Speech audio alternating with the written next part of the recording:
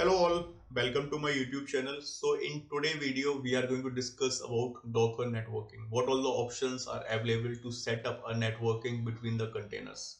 So let's start. So what is Docker networking? So in general, basically if you talk about networking only, so networking nothing is like a one or two or more devices which can communicate with each other, that either is physically or virtually. That process is called a networking.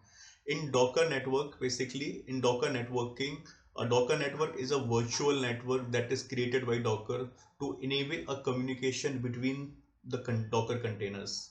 So for example, if we have two containers running, one is on one container we are running our web application, and in another container we are running our backend, or for example a database, then we need some kind of connectivity between both the containers. So whatever the data is coming from the front end, that will save in the database. So to set up a communication between the containers, we need some kind of networking setup for our Docker containers. So basically there are several drivers, Docker drive networking drivers are available. So there are few default which we get when we set up a Docker as well. So the very first network driver is the bridge network driver. So if you build a container without specifying any kind of driver, the container will only be created in the bridge network, which is basically default network in Docker.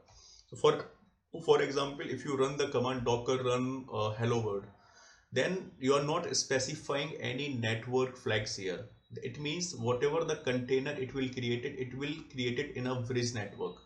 So the main advantage of bridge network is it like whatever the on a single host, whatever the containers are running, they can communicate with each other because they get a same kind of IP addresses. And and if you want to connect those containers with your host system, then you have to set up some kind of bridge between them. So because the host IP will be different and containers IP will be different, so through the virtual network, it will basically communicate from host to containers which is running on your host machine. If you see in this particular example, so basically this is a simple example of containers which is running on your host system. So all the container 1 2 3 4 can communicate with each other because they are on the same bridge. If you see the bridge IP here, for example 192.168.0.1, and each of the container is getting 2 3 4 and 5 last digit is getting changed only, so they are on the same subnet, so they can communicate with each other. For here example, if these container wants to communicate to your host network, then they will set up some kind of virtual Ethernet adapter. So this particular container will attach to the one Ethernet adapter, and this virtual Ethernet adapter will be created. For example, here Docker 0, and this will be connected to your Ethernet, which is your host Ethernet. For example, 192.168.10.4. So the IP range of host machine and your containers are different. So to communicate from host to container, you need to set up some kind of virtual Ethernet adapter. And you can also do the isolation. For example, suppose here our web application running, and here basically your payment gateway service is running, and you don't want to use a single virtual Ethernet adapter for both the containers because of security reasons. Then what you can do, you can create your custom virtual Ethernet adapter. So what will happen basically, for example here we have created v Ethernet. Here again you will create a custom Ethernet adapter or virtual network, I would say, and here the name will be for example docker 1, and you can set up a communication from host to this particular container. So that also you can do in bridge network. Like it is not always you have only single bridge network driver. You can create your own network driver as well. Again, it's based on your requirement. And if your application which is running on this particular container and you want to access this application, then you have to do a port mapping. So basically you will map your container port with the host port, and from the host IP you will access the application.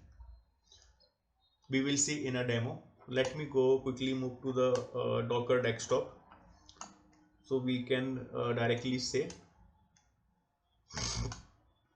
So this is my Docker desktop basically, so I don't have any containers here.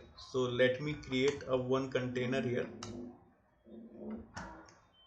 Where is my mouse pointer? Okay, so here I'm going to create a one nginx container. So let me run docker run nginx. Okay, so here basically I'm not specifying what kind of network driver we need it. So by default it will create a bridge network driver for us. So if I enter it,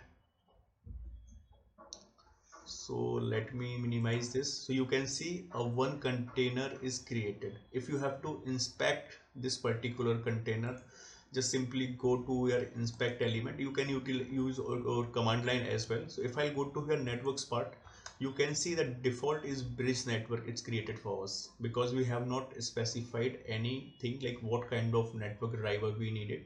So the default network driver is a bridge network driver, and it is widely used if you are using single host deployment kind of things. Then the bridge network is very useful. So let me delete this container.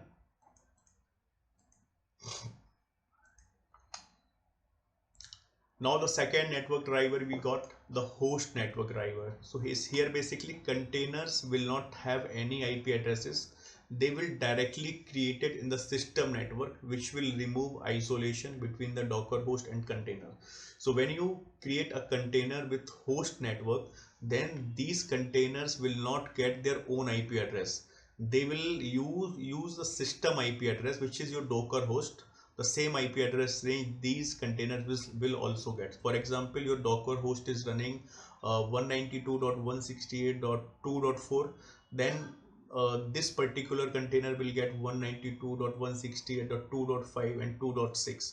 So you are not creating, like in host network basically, you are not, these containers are not utilizing their own IP address range. They will use your host machine IP range.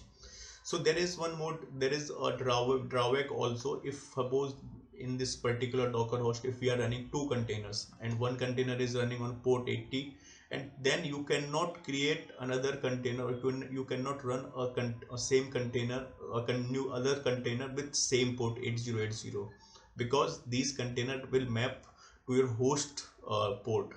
So you have to change the port number if you want to run a same application or two application with same port. You have to utilize a different port for both of your containers. You cannot use a same port for both the containers here. And here one more drawback is, like, the IP address range is coming from your host system. Then if somebody tries to hack your application, it will be easy to them because they know the IP range of your host network, and the same IP range they will try for your web application as well. So on a security perspective, it is not a good practice to use host network. But if you want to set up some kind of monitoring tool, or I would say high performance applications, then you can utilize the Docker host network, where basically you need IP address of your host systems. And here basically no port mapping, because the port is directly opened in a host network, host system as well. Because in bridge network we have to do the port mapping, container to host port, but here we don't need any port mapping. So to set up a Docker host network, you simply run docker run and hyphen network equal to host, which this is a network type, and again you will run the container nginx. So let's quickly do a demo on this. Let me go to my, so again we don't have any containers here. Let me go to my command prompt. So here I will run docker run, and I will use hyphen network flag, and I want network type host here, and the image name is nginx. So again another container got created. Now if I'll go to this containers and I'll go to inspect here and go to networks, now you can see here we have a network type host. Okay, now let me delete this container again. And another network driver which we get, which is called a none network. So basically in this, if you are specifying none network, then your containers will not assign any IP addresses. and you cannot communicate as well. These basically none network are useful if you want to execute some kind of script, or you want to schedule some kind of task on your container. Then in that case this particular network driver is useful for you. Otherwise generally nobody use none network until it's required to run any batch job or scripts file, or or something, any task schedulers task, if you have to schedule any task. In that case basically you can utilize a none network. So let's quickly do a demo on this. So now let me run a command here.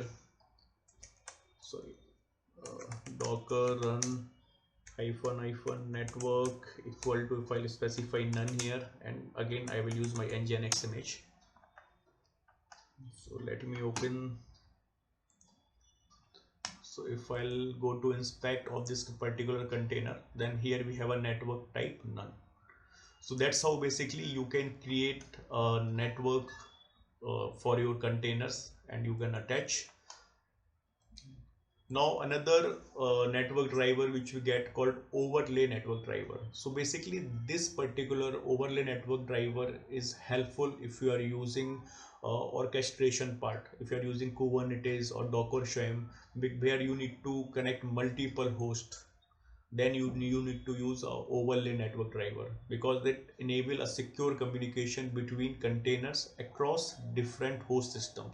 For example, in Kubernetes we create a virtual machine skill set. So we will create for example two virtual machine skill sets. So in that case we have two host machines where our containers are running. So to get up to set up a communication between two Docker hosts, we would need a use of overlay network driver. Basically this is helpful if you are using a microservices kind of architecture, or your application is distributed in multiple Docker host systems. Then in that case you can use a overlay network driver as well. Another network driver we got it, macBLAN network driver. So it basically assign a MAC address to your container, so it will visible as a physical machine over the network. It is uh, like I have not seen any case where we use macLAN network driver, but if you, as per your requirement, you can utilize this network driver as well. Now here some points which network driver when we should use. So if you want to use your local testing or simple apps, then you can utilize a bridge network driver. And again, if you are using a single host deployment for your containers, in that case also you can use bridge network. If you need high performance or like some kind of monitoring setup for your containers, in that case you can use a host network. And if you want to if like basically if you want to run any isolated job, for example any scripts you have to run, any standalone task you have to run, in that case you can utilize a non network driver. And if it's a distributed microservice architecture, you should use a overlay network. And if it's a legacy network things, you can use a macMillion network driver. So these are the networking commands basically which will help when you create a network for your containers. So to create a network, you run a command called docker network create, and any custom network. For example, if you have to create your custom bridge network, in that case you can run this particular command, docker network ls. It will give you a list of all the listening networks. If you have to inspect your network, then you can utilize docker network inspect command. If you have to remove a networking, then you can run docker network rm command. And similarly for connecting and disconnecting. So these are the commands basically you can utilize to create, inspect, remove, create or disconnect. All those things you can perform with the help of these commands line. So that's all for today. See you in next video. Thank you so much.